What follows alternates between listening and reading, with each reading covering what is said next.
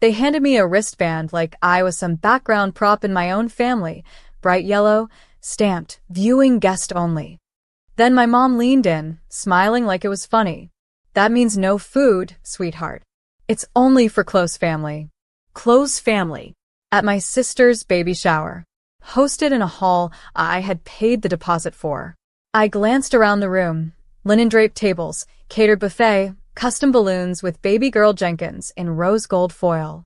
My card sat on the gift table in a silver envelope containing the $6,200 savings bond I'd spent a year building.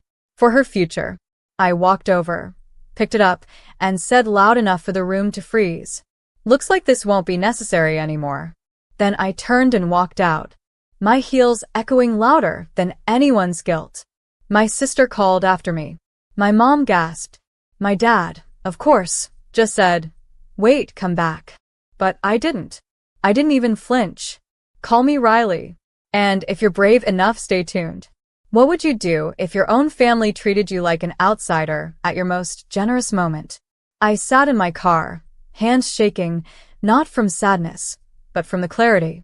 It wasn't just the wristband. It was everything. Every time I'd loaned money, showed up early, stayed late, babysat for free, and never asked for recognition. And this was my reward, a colored band and a pat on the head.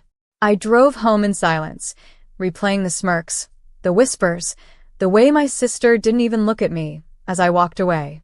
And as I pulled into my apartment, something inside me shifted.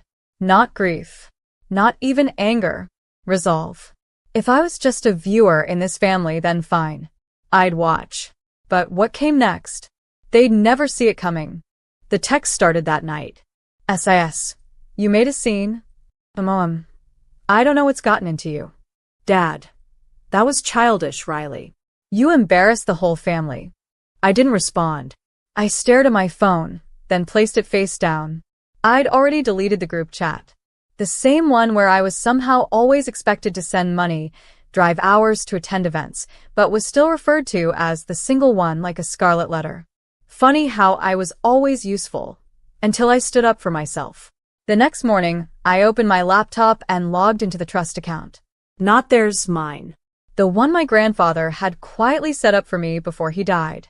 The man everyone said was losing it when he insisted I was the only one who ever sat and listened to him.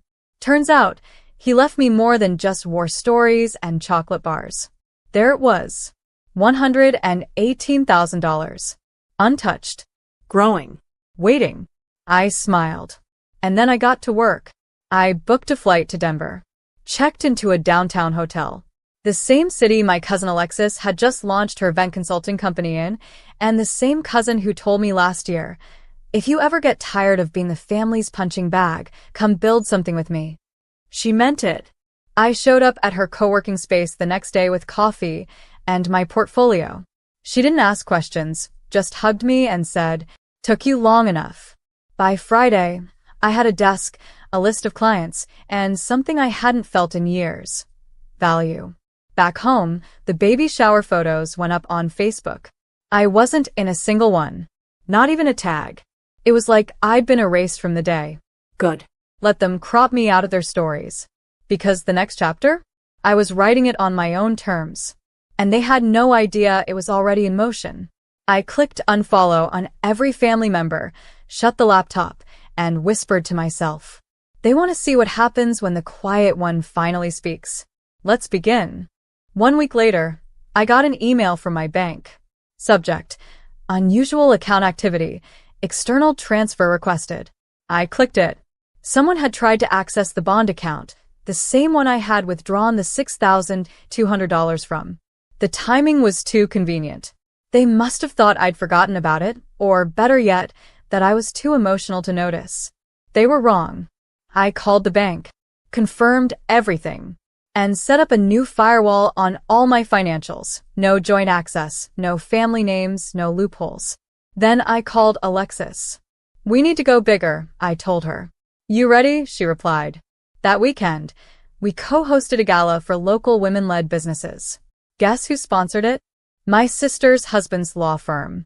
Unknowingly, through Alexis's pipeline. They showed up, smiling, hands outstretched. They didn't recognize me at first. Red dress, straightened hair, confidence like armor. But when my sister's husband saw me on stage giving the keynote, I watched his jaw tighten. Good. The room erupted in applause when I closed with, "Never let anyone seat you at the kids' table just because you're the one who set it up." After the event, he cornered me. "Does your family know you're doing all this?" I smiled. "They will." And, oh, they did. The next day, my mom called. "Why didn't you tell us you were in town?" I let the silence breathe, then said, "I figured I'd wear my viewing guest wristband and keep my distance." Click. 2 hours later, a group text. "Mom, you need to apologize. This is getting out of hand." "Dad, don't forget who raised you. SIS. Honestly, Riley, you're being cruel." Cruel? No. Cruel was watching me fund their celebrations and then treat me like a stranger. Cruel was using me, then acting like I should be grateful. No, this wasn't cruelty. This was clarity. And I hadn't even gotten started. The next blow came quietly. I didn't yell. I didn't post anything online. I just made one call to the property manager of my parents' second home. See, they'd used my name and credit 5 years ago to help co-sign the lake house rental application when their own scores weren't strong enough. They swore it was temporary. "I'll handle the payments," Dad had said. "You're just helping us get approved." But guess who is still listed as the primary leaseholder? Me. Guess who still had legal access to the house? Also me. So I drove up to the lake house. I changed the locks.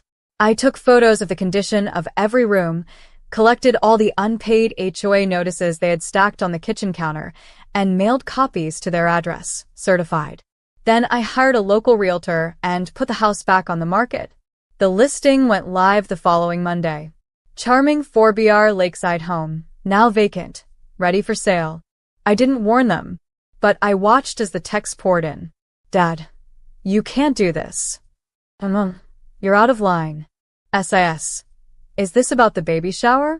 Seriously?" I responded to none of it. I just let the paperwork speak louder than their guilt trips. A week later, they showed up at my apartment. First time in over a year. I didn't answer the door. They knocked harder. "Riley, be reasonable. We have stuff in there." I opened the door just long enough to hand them a typed notice. "You have 48 hours to retrieve your personal belongings. Keys have been changed. Property is being sold." My mom stood there, stunned. My dad looked like he'd seen a ghost. "You're burning bridges," he said. I looked him dead in the eyes. No. "I'm just making sure I never get trapped on one again." I shut the door. Deadbolt clicked. And for the first time in my life, their silence felt like freedom. This wasn't revenge.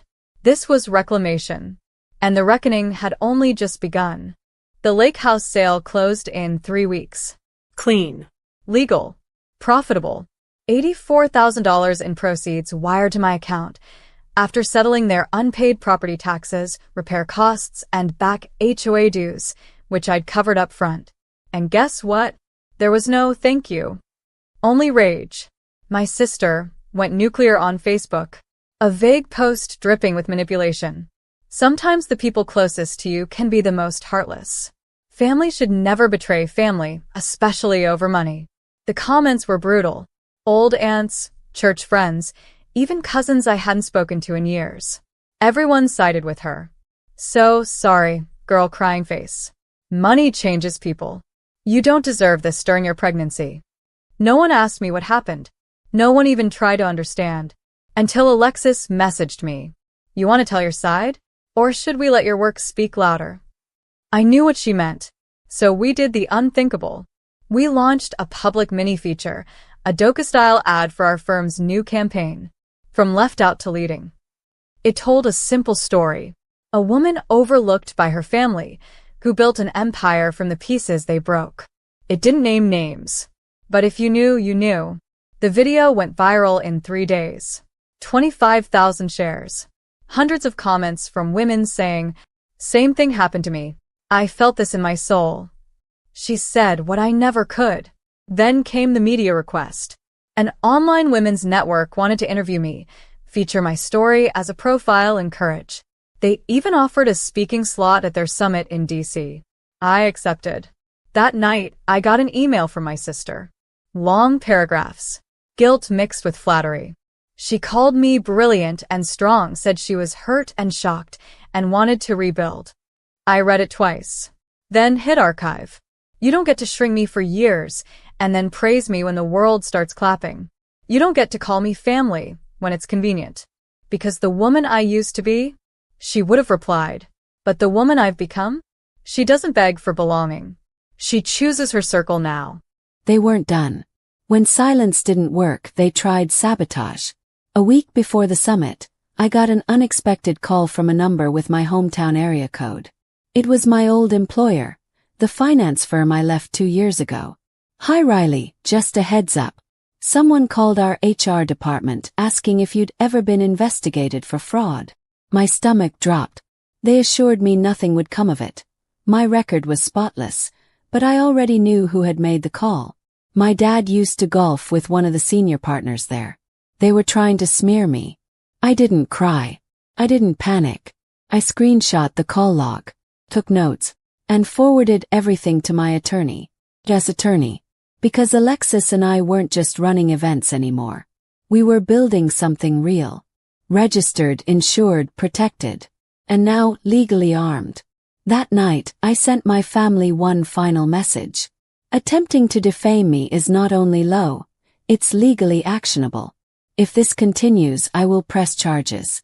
Do not contact me again. Then I blocked every number, every account, every route they could use to reach me.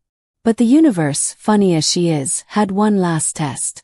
The summit, my keynote, 200 women, cameras, live streams, and a message I had carried inside me for years. I walked on stage, heartbeat steady. No script, just truth. When the people who are supposed to protect you decide you're disposable, you have two choices, shrink or rise. I chose to rise. The applause was thunder. As I walked off stage, I saw a text notification on my private backup phone, the one only Alexis had access to. It was a photo, from an unknown number. A picture of my parents sitting on the porch of a nearly empty house.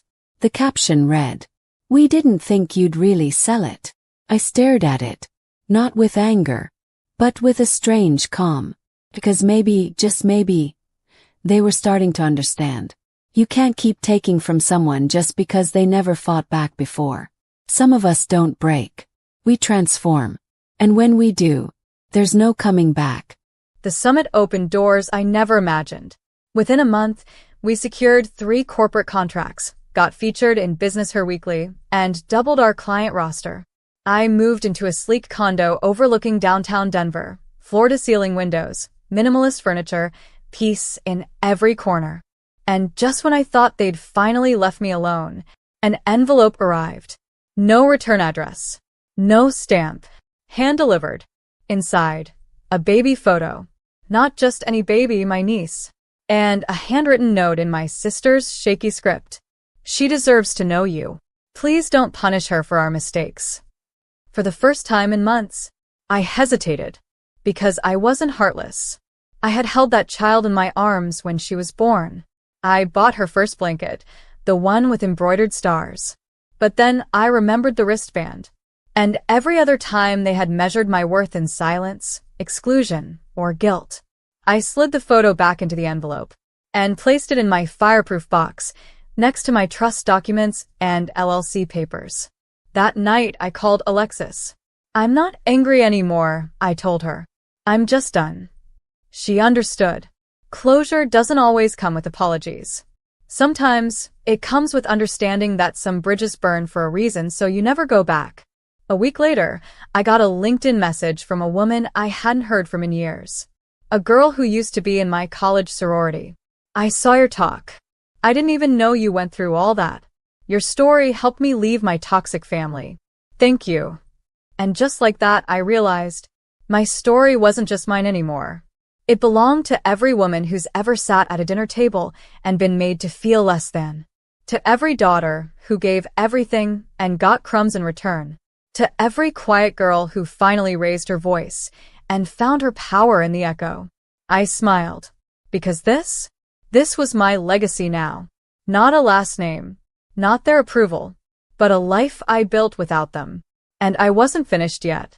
3 months later, I returned to my hometown, not for them, but for me.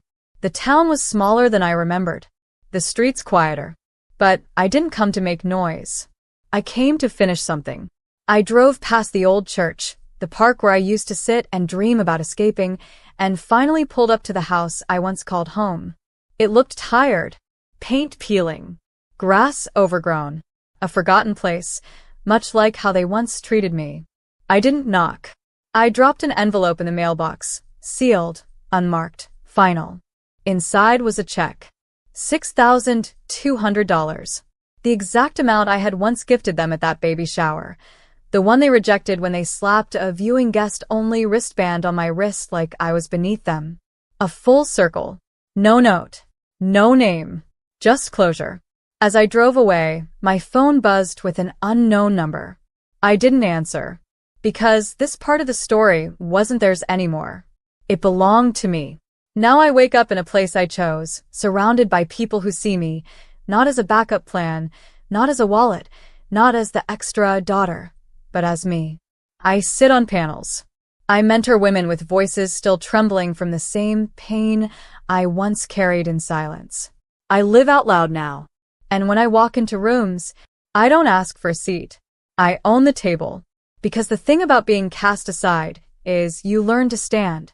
And once you do, you become unstoppable. To the family who mistook my kindness for weakness, thank you. Because everything you denied me, I built on my own. And